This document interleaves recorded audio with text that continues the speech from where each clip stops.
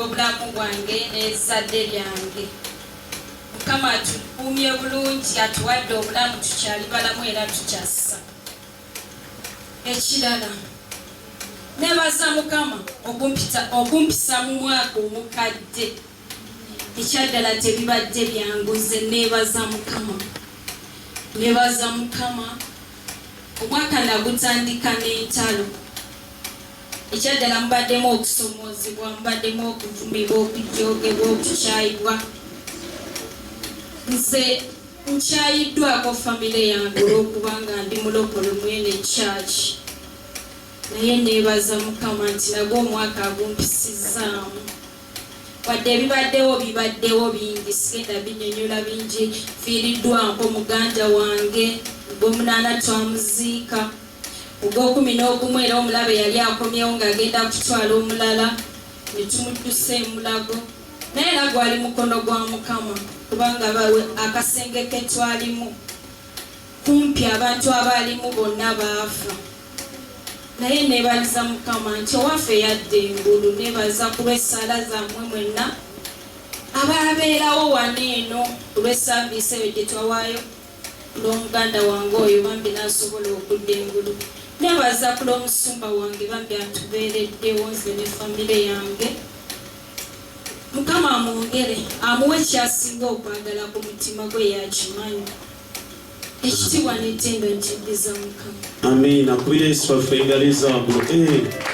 Kati nange awo nziramu amaanyi obbasabira. Bwe mbanga mutegeera nti nange ntwalayo akadde obbasabira, nammwe ne munsabira ebirungi bimbeeko. Kati lwaki siibasabire? Haleluya. Oluganda Yesu yeebazibwe.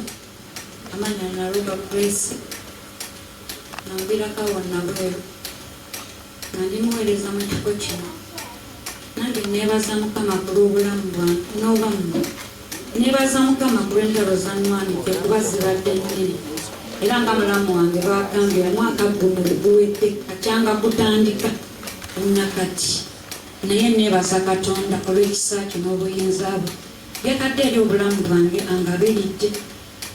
Neebaza ne Katonda ku lw'omwana wange omukulu yamaze siniya 4 omwaka oguwedde. Ninayo yatudde P7, ninayo agenze mu siniya 3, ninayo wa P2, ninayo n'omuto. Kubira Yesu engaleeza waggulu. Obwedda sinalabayo bannakazadde baggwanga bulungi. Katonda amuwadde amaanyi. Neebaza Katonda olw'ekisa ky'abataddeko. Tongo yasomye baby class ne middle n'alisoma omwaka guno. Wa myaka 3 yagenze mu top class. Ekitiibwa n'ettendo nkiddiza Katonda olw'ekisa n'amagezi byamuwadde. Haleluya. Ne neebaza Katonda olw'obugabirizi. Abooluganda bingi bizze nga bensomooza. Nze famire yange nange banneegaana. Maama wange yatuuka okunneegaana. Haleluya. Ne neebaza Katonda ye yankubira yennyini. Haleluya. N'abakubi yanyinyonyola. Ne neebaza Katonda olw'ekisa ky'essanyi gange n'emaanyi ga Katonda. Haleluya. Yakundikira abagamba nga bwe mugamba ali mu bulokole ayina byabasinga. Haleluya. Kitiibwa n'ettendo nkiddiza Katonda kubanga ye mulwanyi w'entalo zaffe. Haleluya. Oluyimba olugamba tubimuwe byonna ajja kutujjanjaba emitima gyaffe abazitoweereddwa ffenna abaweddemu amaanyi. Ensonga zaffe tuzikwase Katonda. Ekitiibwa n'ettendo nkiddiza Katonda.